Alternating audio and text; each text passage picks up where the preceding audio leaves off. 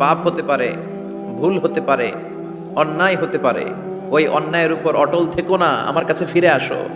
Come to your Lord, তোমার রবের দরবারে ফিরে আসো। ক্ষমার মতো ক্ষমা চাও, ক্ষমার মতো ক্ষমা চাইলে আমি সব ক্ষমা করে দেব। সুবহানাল্লাহ পড়েন।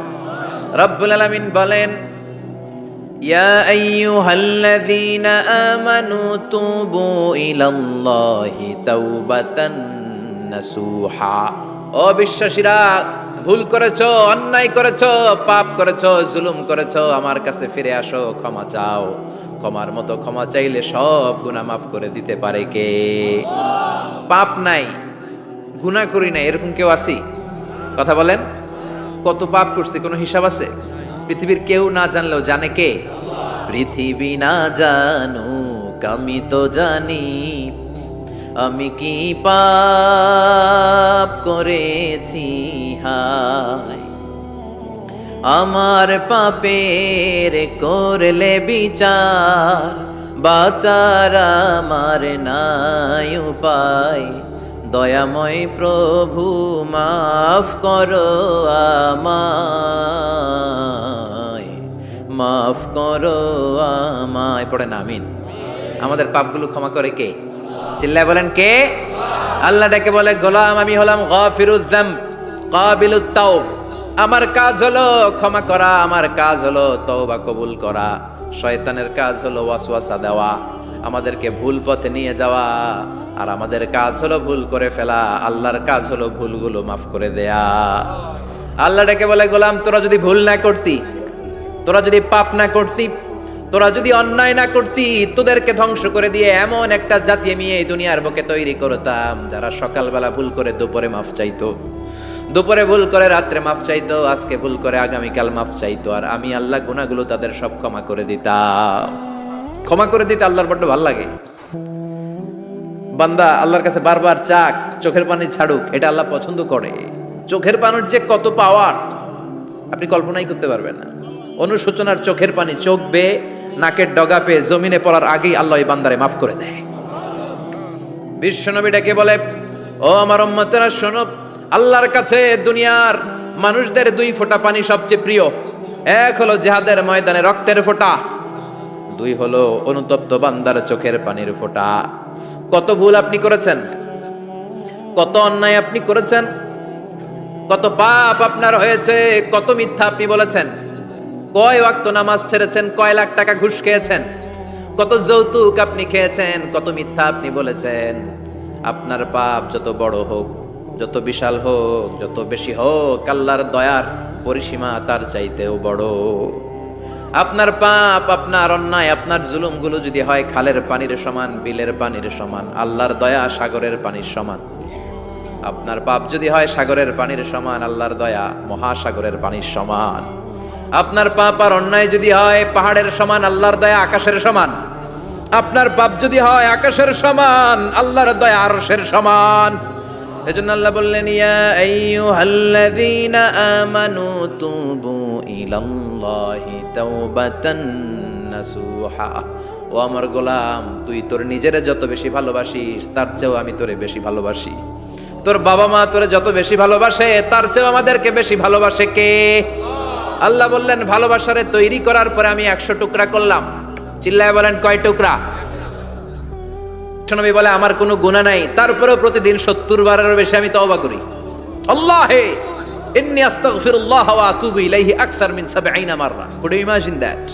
কল্পনা করছেন কোনদিন যে নবীর গুনাহ নাই, ওই নবী তওবা পড়ে প্রতিদিন 70 বার, আকসার 70 বারেরও বেশি।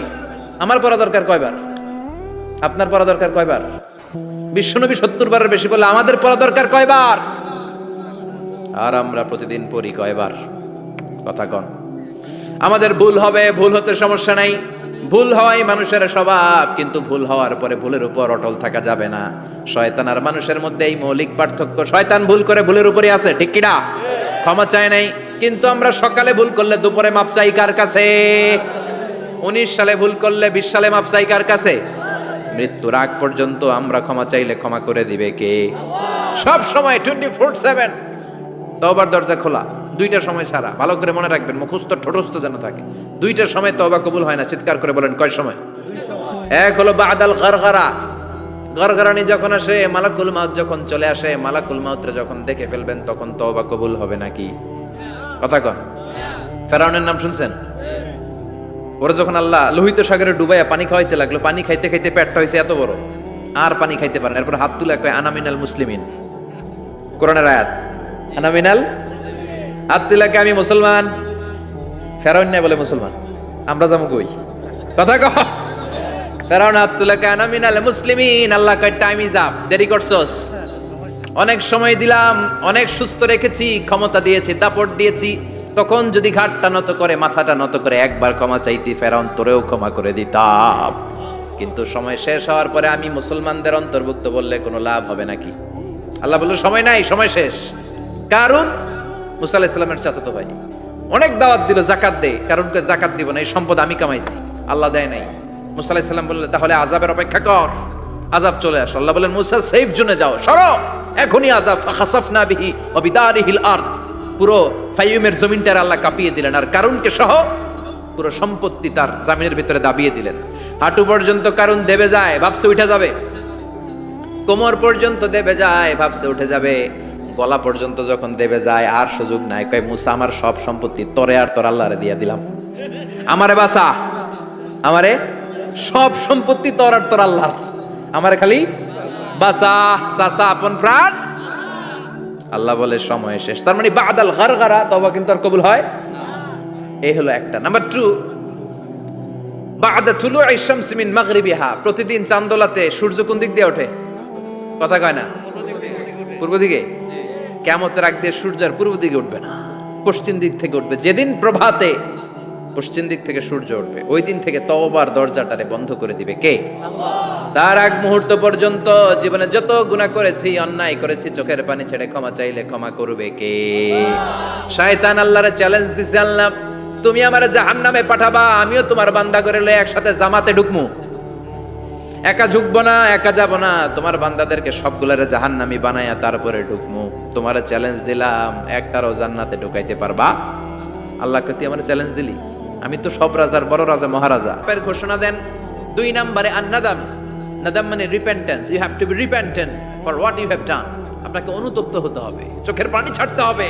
আল্লাহ আমি লজ্জিত, আল্লাহ আমি নাদান, আমি পিশাচ, আমারে মাফ করে দাও। তার মানে স্বীকার গেলেন কি অন্যায় করেছেন।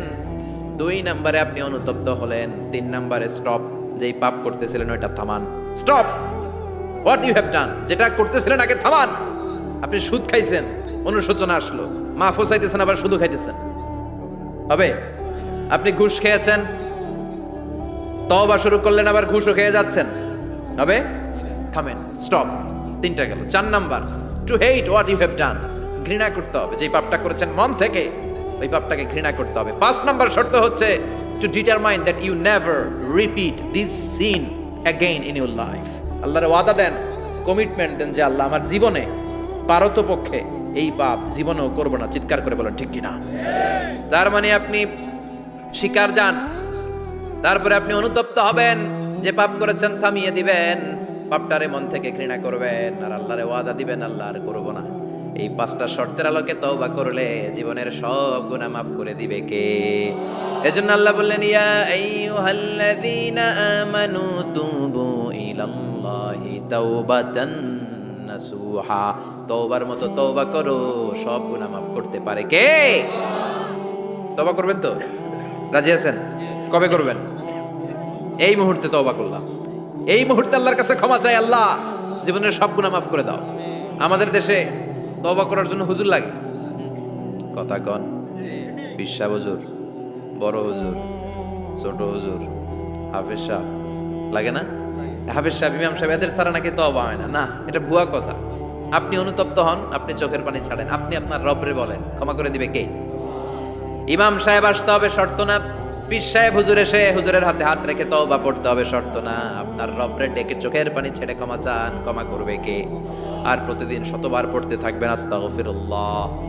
আওয়াজ করে সবাই পড়েন আস্তাগফিরুল্লাহ, আর জোরে পড়েন আস্তাগফিরুল্লাহ। বিশ্বনবী বলেন মান লাজিমাল ইস্তিগফার জাআলাল্লাহু লাহু মিন কুল্লি দিকিন মাখরাজা। সব সময় ইস্তিগফারের সাথে যে লেগে থাকবে, রব্বুল আলামিন তারে 5টা জিনিস দিবে। কয়টা? কথা কন আরো জোরে। সবাই বলেন কয়টা? নাম্বার 1, জাআলাল্লাহু লাহু মিন কুল্লি দিকিন মাখরাজা। বিপদে পড়লে বিপদ থেকে উদ্ধার করবে কে?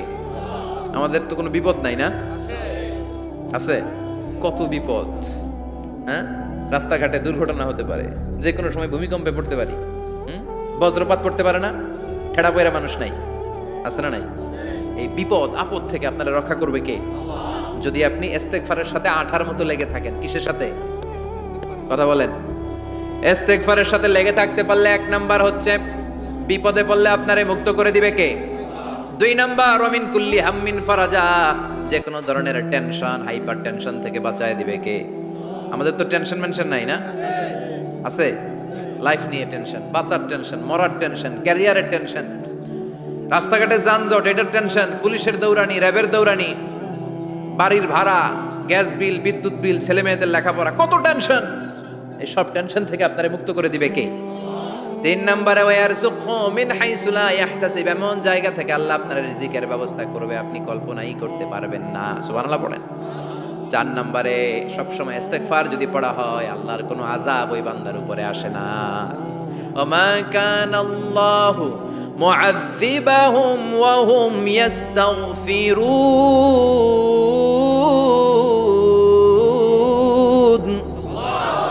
যতক্ষণ আমার বান্দা আমার কাছে ইস্তেগফার পড়তে থাকে আমার কোনো আযাব বান্দারে পাবে না।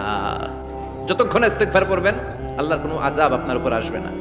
4টা গেল। 5 নাম্বার, বারবার ইস্তেগফার করলে রফিক ভাই আল্লাহ আপনারে মুস্তাজাবুদ দাওয়া বানিয়ে দিবে। দোয়া করা মাত্র কবুল করে নেবে কে? আল্লাহ। মুস্তাজাবুদ দাওয়া বুঝেন তো? মানে যিনি হাত তুলতে দেরি কবুল হতে দেরি হয় না। বারবার ইস্তেগফার পড়ে দেখেন যে আপনার দোয়া কেমনে কবুল হয়। ইমাম আহমদ ইবনে হাম্বলের নাম শুনেছেন? হাম্বলি মাযহাবের প্রতিষ্ঠাতা। হানাফি, শাফিঈ, মালিকি, 4 নাম্বারটা আপনারা বলেন হাম্বলি। এই হাম্বলি মাযহাবের ইমামের নাম আহমদ ইবনে হাম্বল। জগৎ বিখ্যাত মুহাদ্দিস। একক স্বতন্ত্র হাদিসের কিতাব হিসেবে পৃথিবীতে সবচেয়ে বড় যে হাদিসের কিতাব ওইটার নাম মুসনাদ আহমদ ইবনে হাম্বল। 40,000 হাদিসের কালেকশন আছে এটাতে। এই ইমাম আহমদ ইবনে হাম্বল ওনার শেষ জীবনটা হাদিস পড়ানো, হাদিস কালেকশনের জন্য ব্যয় করেছেন। শহরের পর শহর, দেশ থেকে দেশ, দেশান্তরে ঘুরতেন একটা হাদিসের জন্য। উনি সফরে বেরিয়েছেন হাদিস কালেকশনের জন্য। রুটি দেয়ার পরে আস্তাগফিরুল্লাহ, ক্রেতার কাছ থেকে টাকা নিয়ে ক্যাশ বক্সে রাখে আর কি পড়ে, আবার রুটি বানানো শুরু করে আর কি পড়ে, খালি এটাই পড়তেছে। ইমাম আহমদ ইবনে হাম্বল তো অবাক, কিরে এটা আবার কেমন যুবক, খালি আস্তাগফিরুল্লাহ। উনি প্রশ্ন করলেন, যুবক ঘটনা কি? আসার পর থেকেই তোমার দেখতেছি তুমি রুটি বানাও, রুটি বিক্রি করো আর পড়ো আস্তাগফিরুল্লাহ, মালাকা ইয়া শাবাব। যুবক বলে, আস্তাগফিরুল্লাহ আমার সবচেয়ে বেশি পছন্দের আমল। আমি সব সময় আঠার মতো ইস্তেগফারের সাথে লেগে থাকি আর সব সময় পড়তে থাকি আস্তাগফিরুল্লাহ, আর এর বদৌলতে আল্লাহ আমারে মুস্তাজাবুদ দাওয়া বানিয়ে দিয়েছে। আহমদ ইবনে হাম্বল তো অবাক, আনতা মুস্তাজাবুদ দাওয়া, তুমি মুস্তাজাবুদ দাওয়া রুটিওয়ালা? আমি এত বছর হাদিস পড়াই, আমিও তো মুস্তাজাবুদ দাওয়া না, আর তুমি রুটি বেচো বাজারে, তুমি মুস্তাজাবুদ দাওয়া, তুমি দোয়া করলেই সব কবুল হয়ে যায়? যুবক বলে, না আমরা মুস্তাজাবুদ দাওয়া, আমি আমার জীবনে যত দোয়া করেছি কবুল করে নিয়েছে কে? সব দোয়া কবুল করে নিয়েছে আল্লাহ, একটা দোয়া ছাড়া। কয়টা? আহমদ ইবনে হাম্বলের কৌতূহল, কিউরিসিটি আরো বেড়ে গেল। কি? সব দোয়া কবুল হয়েছে একটা দোয়া ছাড়া। মাযালিকা দুআ ইয়া শাব, কি সেই দোয়া? যুবক এবার বলতে শুরু করলো, আমার জীবনে যে দোয়াটা আল্লাহ কবুল করে নাই সেটা হচ্ছে আমি আল্লাহর কাছে অনেক চেয়েছি, অনেক দোয়া করেছি, যে আল্লাহ শুনেছি এই জামানার সবচেয়ে বড় মুহাদ্দিস, তার নাম নাকি ইমাম আহমদ ইবনে হাম্বল। আল্লাহ তোমার কাছে আমার চাওয়া, আমি যেন এই ইমাম আহমদ ইবনে হাম্বলরে দেখে মরতে পারি, আমি যেন ইমাম আহমদ ইবনে হাম্বলের হাতে হাত রেখে মুসাফা করতে পারি আর তার কপালে একটা চুমু এঁকে দিতে পারি। আহমদ ইবনে হাম্বল আবেগপ্রবণ হয়ে গেলেন, চোখের পানি ছেড়ে দিলেন, বললেন, যুবক তোমার এই দোয়াটাও কবুল হয়ে গিয়েছে। আহমদ ইবনে হাম্বলের দেখার সাক্ষাৎ পাওয়ার জন্য আহমদ ইবনে হাম্বলের বাড়িতে তোমার যাওয়ার দরকার নাই, আহমদ ইবনে হাম্বল তোমার দরবারে ছুটে এসেছে। আনা আহমদ ইবনে হাম্বল মুহাদ্দিসুদ দাহর, আমি নিজেই আহমদ ইবনে হাম্বল। যুবক চোখের পানি ছেড়ে দেয়, আহমদ ইবনে হাম্বল চোখের পানি ছেড়ে দেয়। যুবক চিৎকার মেরে ইমাম আহমদ ইবনে হাম্বলকে জড়িয়ে ধরে, হাতে হাত রেখে মুসাফা করে, কপালের মধ্যে চুমু খায় আর আল্লাহর শুকরিয়া করে বলে, ও ইমাম, আসলে এই দোয়াটাও আল্লাহ আজকে কবুল করে নিল। বিশ্বাস হয়? সবসময় ইস্তেগফার পড়লে আপনার দোয়াগুলোর এইভাবে কবুল করে নেবে কে? এই পাঁচটা জিনিস পাবেন সবসময় যদি ইস্তেগফারের সাথে লেগে থাকেন। রাজি আছেন তো? এজন্য বিশ্বনবী সব সময় নামাজে সালাম ফেরানোর পরে পড়তেন আস্তাগফিরুল্লাহ। কি পড়তেন? তিনবার পড়তেন আস্তাগফিরুল্লাহ, আস্তাগফিরুল্লাহ, আস্তাগফিরুল্লাহ। পড়তে রাজি আছেন? ইস্তেগফারের অনেকগুলো আলফাজ আছে, সবচেয়ে ছোট ইস্তেগফার হচ্ছে এটা, আস্তাগফিরুল্লাহ, আস্তাগফিরুল্লাহ। আরো আছে আস্তাগফিরুল্লাহ আল্লাযী লা ইলাহা ইল্লা হুয়াল হাইয়ুল কাইয়্যুম আতুবু ইলাইহি। বিশ্বনবী বলেন এই ইস্তেগফারটা যদি কেউ পড়ে, আত-তাওয়াল্লি মিন ইয়াউমিজ যাহাফ, যুদ্ধের ময়দান থেকে পালিয়ে আসা কবিরা গুনাহ। কি গুনাহ? কাফেরদের সাথে যুদ্ধ, আমি তাগড়া যুবক, তলোয়ার নিয়ে নেমেছি, আমার দেহের এক ফোঁটা রক্ত থাকা পর্যন্ত আমি যুদ্ধ চালিয়ে যাব, আমি ফিরে আসতে পারবো না, আইনটা কার? ফিরে আসলে কবিরা গুনাহ। বিশ্বনবী বলেন যুদ্ধের ময়দান থেকে ফিরে এসেছে এরকম কবিরা গুনাহ অবলম্বনকারীও যদি আস্তাগফিরুল্লাহ আল্লাযী লা ইলাহা ইল্লা হুয়াল হাইয়ুল কাইয়্যুম আতুবু ইলাইহি পড়ে, ওই কবিরা গুনাহকারীকেও ক্ষমা করে দিবে কে? পড়তে রাজি আছেন তো? আবার সাইয়েদনা আবু বকর বললেন ইয়া রাসূলুল্লাহ আল্লিমনি দুআআন আদউ বিহি ফি সালাতিক, এমন দোয়া আপনি আমারে শিক্ষা দেন যে এই দোয়াটা আমি নামাজে পড়তে পারি। বিশ্বনবী বললেন পড়ো আল্লাহুম্মা ইন্নী যালামতু নাফসি যুলমান কাসীরান ওয়া লা ইয়াগফিরুয যুনুবা ইল্লা আনতা ফাগফিরলি মাগফিরাতাম মিন ইনদিক ইন্নাকা আনতাল গফুরুর রহিম। সুবহানাল্লাহ পড়েন। এটাও ইস্তেগফার। আমরা এটার বলি দোয়া মাসুরা, সালাম ফেরানোর আগে পড়ি না? যেখানেই ক্ষমা চাওয়ার কথা আছে ওইটারই কি বলে?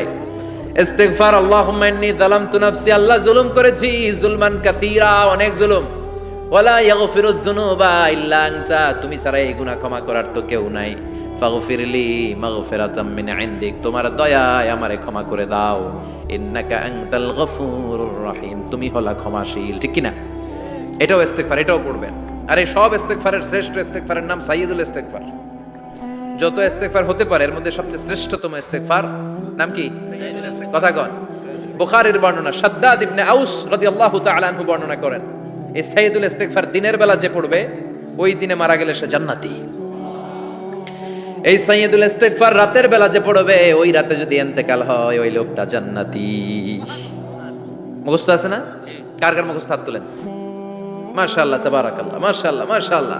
আর যাদের নাই তাদের হোমওয়ার্ক, তাদের আল্লাহুম্মা আনতা রাব্বি লা ইলাহা ইল্লা আনতা খালাকতানি ওয়া আনা আবদুক ওয়া আনা আলা আহদিকা ওয়া ওয়া'দিকা মাস্তাতা'তু আউযু বিকা মিন শাররি মা সানা'তু আবু'ু লাকা বিনি'মাতিকা আলাইয়া ওয়া আবু'ু লাকা বিযামবি ফাগফিরলি ফাইন্নাহু লা ইয়াগফিরুয যুনুবা ইল্লা আনতা।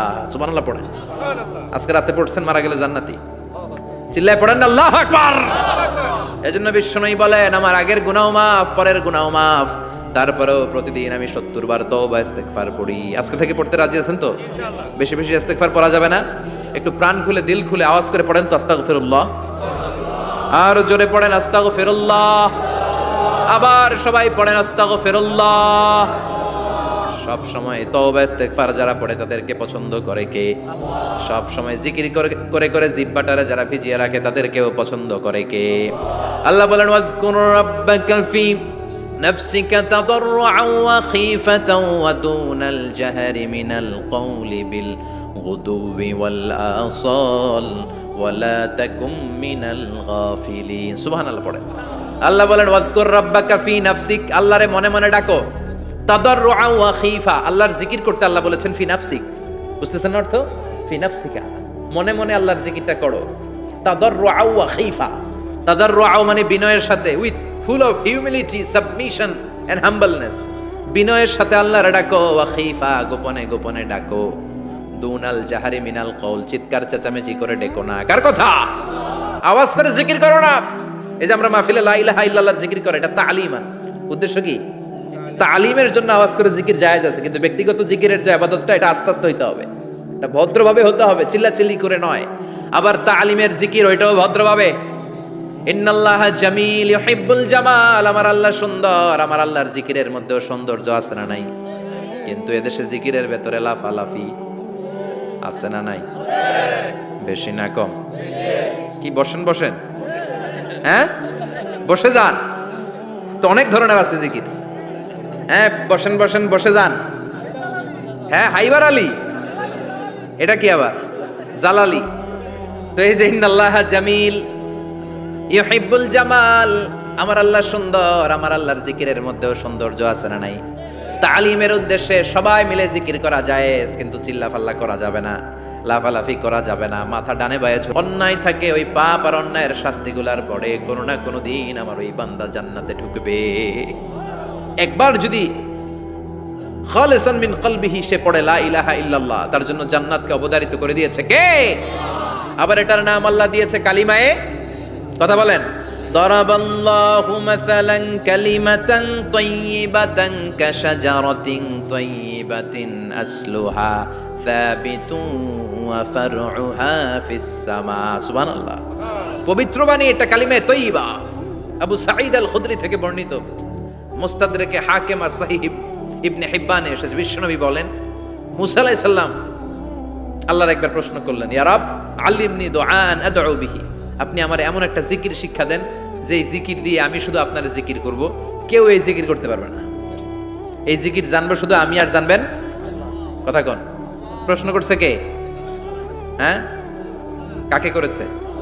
আল্লাহ এমন একটা জিকির শিখান যেই জিকির কেউ জানে না, আমি জানবো, আর ওই জিকির দিয়ে প্রাণ ভরে আপনারে ডাকবো। আল্লাহ বললেন মুসা পড়ো লা ইলাহা ইল্লাল্লাহু মুহাম্মাদুর রাসূলুল্লাহ। মুসা আলাইহিস সালাম বললেন আল্লাহ চাইলাম কি, কইলেন কি? লা ইলাহা তো জাতীয় জিকির, এটা তো আন্তর্জাতিক জিকির, এটা জানে না এমন কেউ নাই, এমনকি হিন্দু ভাইরাও জানে, কথা কন। আল্লাহ আমি তো চাইছিলাম এক্সক্লুসিভ, আমার জন্য স্পেশাল, এর চেয়ে সুন্দর আর কেউ জানবে না, এত সুন্দর একটা জিকির আপনি দিবেন, এটা আমি ডাকবো আপনারে আর আপনি শুনবেন। আল্লাহ বললেন মুসা এর চেয়ে দামি আমার কাছে নাই। লাউ তাদউ লা ইলাহা ইল্লাল্লাহ ফি কাফা, লা ইলাহা রে যদি মুসা এক পাল্লায় রেখে দাও, ওয়াস সামাওয়াতু সাবউ ওয়াল আরদিন, সাত আকাশ সাত জমিন যদি আরেক পাল্লায় রেখে দাও, লা ইলাহা এক পাল্লায়, সাত আকাশ সাত জমিন আরেক পাল্লায় ওজন যদি দাও, লা রাজাহাত কাফাতু লা ইলাহা ইল্লাল্লাহ, মুসা দেখবা মুহূর্তের মধ্যে লা ইলাহা ইল্লাল্লাহর পাল্লা ভারী হয়ে গেছে। সাত আকাশ সাত জমিন এক পাল্লায়, শুধু লা ইলাহা ইল্লাল্লাহ আরেক পাল্লায়, মুহূর্তে লা ইলাহার পাল্লাটারে ভারী করে দিবে কে? এটা বিপ্লবী বাণী। আমরা এটার ভিক্ষার মধ্যে লাগাইছি, এখন ভিক্ষা করার সময় লা ইলাহা আছে না নাই? একটা টাকা দিয়া যান আমি গরিব ইনসান, আখিরাতে সওয়াব পাইবেন পাহাড় সমান, একটা টাকা দিয়া যান আমি গরিব ইনসান, আছে না নাই? জুমার নামাজের সময় ভিক্ষা করে একটা টাকা দিয়া যান, আর লা ইলাহার জিকির লগে আছে না নাই? এটা আমরা ভিক্ষার জিকির বানাইছি, এটা তো বিপ্লবী বাণী। এই বাণীর পক্ষে যারা, তারা ন্যায় আর সত্যের পক্ষে চিল্লায় বলেন ঠিক কিনা? এই বাণীতে যারা বিশ্বাস করে তারা এক আল্লাহর সামনে মাথা নত করে দেয়, গোটা পৃথিবীর কোন শক্তির সামনে ওই মাথা নত হয় না, ঠিক কিনা? এই লা ইলাহা যারা আমরা মানি, আল্লাহ ছাড়া কারোর সামনে মাথা নত করব? কোন শক্তি আমাদের মাথা নত করাতে পারে? বিপ্লবী বাণী, এটা সংগ্রামী বাণী। এই বাণী এমন বিপ্লব তৈরি করে গোটা বিশ্ব পাল্টে দেয়। এই লা ইলাহার ব্যাখ্যা করেছেন সাইয়্যিদ কুতুব শাহীদ তার তাফসিরে, নাম শুনছেন? কি নাম তাফসিরের? ফি জিলালিল কোরআন। ফি জিলালিল কোরআন লিখে উনি মিশর কাঁপিয়ে দিলেন। তিনি গোটা বিশ্বের জাহালাতকে তার তাফসিরের লেখনীর মধ্য দিয়ে তুলে এনেছেন। আর বলেছেন আল্লাহর আইন ছাড়া পৃথিবীর বুকে কোনো আইন চলবে না। তার তাফসির পরে মিশরের সব যুবকরা রাস্তায় নেমে এলো। আন্দোলনের চোটে পুরো মিশরে উত্তাল গণ আন্দোলন। ইনিল হুকমু ইল্লা লিল্লাহ, আল্লাহর জমিনে আল্লাহর আইন ছাড়া কিছু চলবে? পুরো মিশর টালমাটাল, সরকার টালমাটাল। সরকার প্রধান ছিল জামাল আব্দুল নাসের, কয়টারে জেলেবর, কথা কন, হকের কথা বললে জেলখানা আছে না নাই? সাইয়্যিদ কুতুব শাহীদের জেলখানায় ভরা হলো। ওনারে জেলখানায় ভরার পরে আন্দোলন আরো 3 গুণ বেড়ে গেল। কায়রোর রাস্তায়, মিশরের রাস্তায় রাস্তায় ইসলাম প্রেমিক, কোরআন প্রেমিক যুবকদের আন্দোলন। পুরো আন্দোলনে মিশর কেঁপে উঠল। মিশর ব্যাপী আন্দোলনের গণজোয়ার।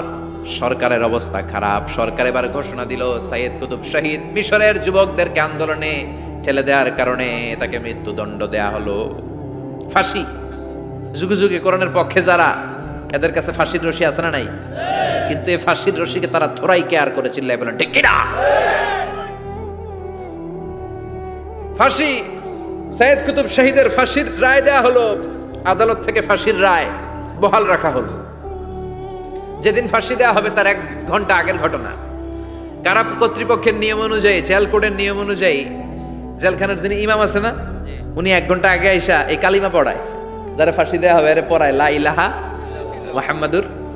তো সাইয়েদ কুতুব শাহিদকেও কালিমা পড়ানোর জন্য ইমাম সাহেব আসছে। ফাঁসির বাকি কয় ঘন্টা, এসে বলে সাইয়েদ কুতুব শাহিদ আপনি পড়েন লা ইলাহা ইল্লাল্লাহ। সাইয়েদ কুতুব শাহিদ বলে আমারে তুই কালিমা শিখাইস না, আমি কালিমা খুব ভালো জানি। যেই কালিমা পড়ানোর কারণে সরকার তোরে বেতন দেয়, ওই কালিমার ব্যাখ্যা করার কারণে সরকার আজকে আমারে ফাঁসি দেয়। তুই কালিমা পড়াস, তোরে টাকার বান্ডিল দেয়, আমি কালিমার ব্যাখ্যা করার কারণে ফাঁসির মঞ্চে দাঁড়াই, চিল্লায় বলেন ঠিক কিনা? তার মানে তোর কালিমা আমার কালিমা এক কালিমা না, এই 2 কালিমার মধ্যে পার্থক্য আছে না নাই? তোর ইমানি চেতনা আমার ইমানি চেতনা এক ইমানি চেতনা নয়। তোরে টাকা দেয়, আমারে ফাঁসি দেয়, তার মানে 2 চেতনা আলাদা, চিল্লায় বলো ঠিক কিনা? এজন্য আল্লাহ ডেকে বললেন গোলাম এটা বিপ্লবী বাণী। এই কালেমার আন্দোলন যারা করে তারা আল্লাহ ছাড়া পৃথিবীর কাউরে ভয় পায় না, আর তারা চায় কালেমার পতাকা পৃথিবীর মধ্যে যেন পথ পথ করে উড়ে, ঠিক কিনা? বাংলার জমিনে কালেমার পতাকা উড়ুক, আমরা চাই কি চাই না? কোনো একদিন এ দেশের আকাশে কালিমার পতাকা উড়বে, সেদিন সবাই খোদাই বিধান পে দুঃখ বেদনা ভুলবে।